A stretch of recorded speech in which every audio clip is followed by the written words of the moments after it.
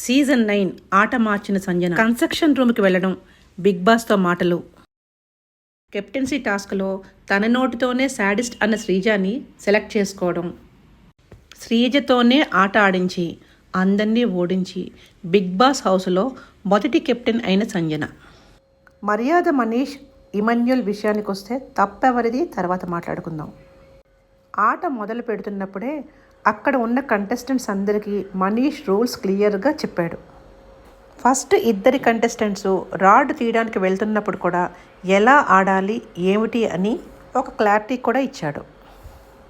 ఎంతసేపు సంచాలకులు మాత్రమే జడ్జి చేస్తున్నారు, అసలు ఆడేవాళ్ళు ఒక క్లారిటీ లేకుండా ఎందుకు ఆడుతున్నారు?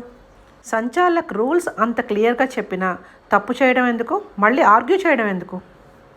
ఆటలో భాగంగానే ఇమాన్యుల్ కూడా చాలా మాటలు మనీష్ని అన్నాడు. గేమ్ ఆడేవాళ్ళకి ఫోకస్ ఉండాలి అని ఇమాన్యుల్ అంటూ ఉంటే, సంచాలక్గా ఉన్న మర్యాద మనీష్కి ఆడుతున్న అందరి మీద ఇంకా ఎక్కువ ఫోకస్ ఉంటుంది కదా. సెలబ్రిటీ కదా, ఏది మాట్లాడినా ఆడియన్స్ సపోర్ట్ ఉంటుందనే ధైర్యమా? At the same time soldier Pavan కూడా బిగ్ బాస్ చెప్పినంత వరకు నేను కిందకు దిగను అని మనీష్తో వాదనకు దిగాడు.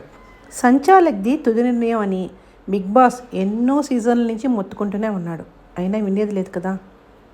ఇఫ్ సంచాలక్ది తప్పైతే వీకెండ్ ఉంది, నాగార్జున పంచాయతీ ఉంది, నామినేషన్స్ ఉన్నాయి, అన్నింటికన్నా ముఖ్యంగా చూసే ఆడియన్స్ ఉన్నారు. తనూజ, రీతు, భరణి సంచాలక్ది తప్పు అని తమ అభిప్రాయాన్ని మాత్రం చెప్పచ్చు, అంతేకాని ముగ్గురు సంచాలక్తో వాదించడం మాత్రం సరైనది మాత్రం కాదు. ఇలా వాదించిన వాళ్ళు ఏదో ఒకరోజు సంచాలక్ అవరా, వీళ్ళు తప్పు చేయరా? ఒకటి అబ్జర్వ్ చేశారా? శ్రీజ రాడ్స్ ఎవరు ఎందుకు ముట్టుకోలేదు, శ్రీజాని ఎందుకు ఎవరు టచ్ చేయలేదు?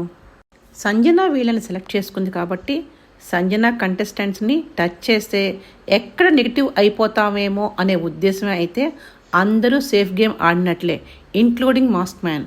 అసలు శ్రీజ రాడ్ ఎవరైనా తీసినా, శ్రీజ ఓడినా ఆట వేరే లెవెల్లో ఉండేది. రాము చివరి వరకు కష్టపడడం వల్ల బహుశా ఈ వారం ఎలిమినేషన్ నుంచి తప్పించుకునే అవకాశం ఉంటే ఉంటుంది.